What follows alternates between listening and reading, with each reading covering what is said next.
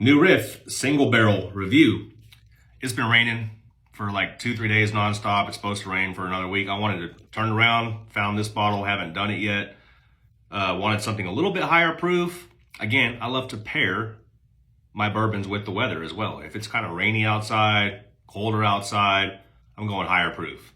If it's hot as hell, like it has been as well, I'm going something a little bit easier to drink. So this is, I've never had any of these. Now I love the bottling on these. Again, I place a lot of stock in that. If I'm walking into a liquor store and I want to try something new, that's part of my decision process, is the bottling as well. This is 107.9 proof, Kentucky straight whiskey. And I think New Riff is a newer distillery, somewhere in the last maybe 10 years or so. This is aged 4 years. So let's get into it. I've read mixed reviews on this as well, mostly positive from what I can remember. And again, I just like the bottling, very cool looking. So excited to get into this if I can. And some of these bottles are a pain in the ass. And we're gonna do a fresh pop on this guy. Kind of weak. All right. Let's look at the color. Swish it around. Color and legs. Color looks pretty damn good. A little bit more on that darker amber copper tone-ish that I like for your aging.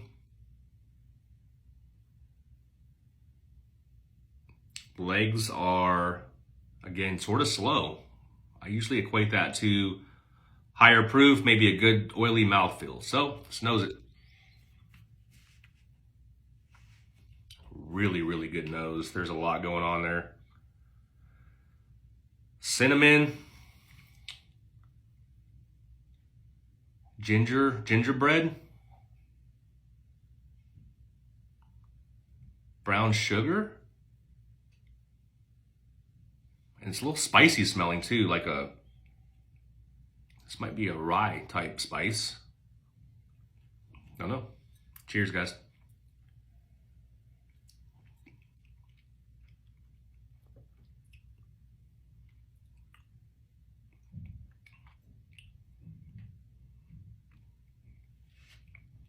Good first impression. Go back in.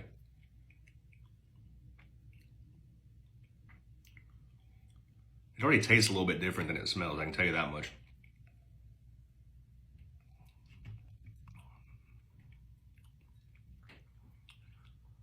Okay, the first thing I notice, excuse me, is it's spicy on the end. So it's like a rye spice coming through the nose, down the throat a little bit, but it does mellow out, which I do like. So I don't mind spice when it mellows out. Definitely getting a caramel note that I wasn't smelling, that I typically can easily smell. Sweet, sort of marshmallowy, but very spicy on the back end. 107 proof, but it's more of a, like I said, a rye spice. Let me go in.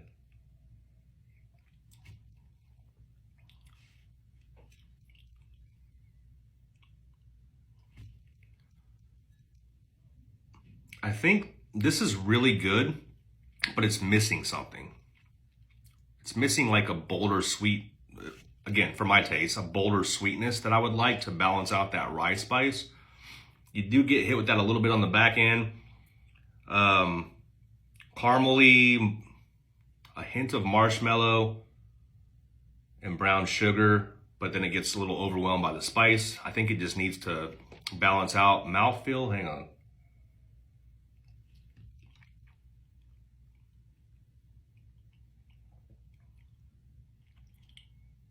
Mouthfeel, a little oily, a little creamy on the back end, not on the front.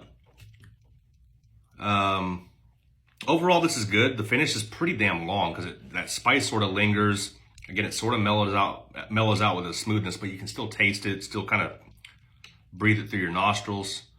And there's a little bitterness towards the end too. I think this needs a little bit more sweetness to be up there, but there is some complexity to this. I like this, love the bottle. This I got for 50 bucks, right on the dot. Which looking online, I think is a pretty good price for this. Again, I got this at a liquor warehouse. I'm gonna go 72 out of 100.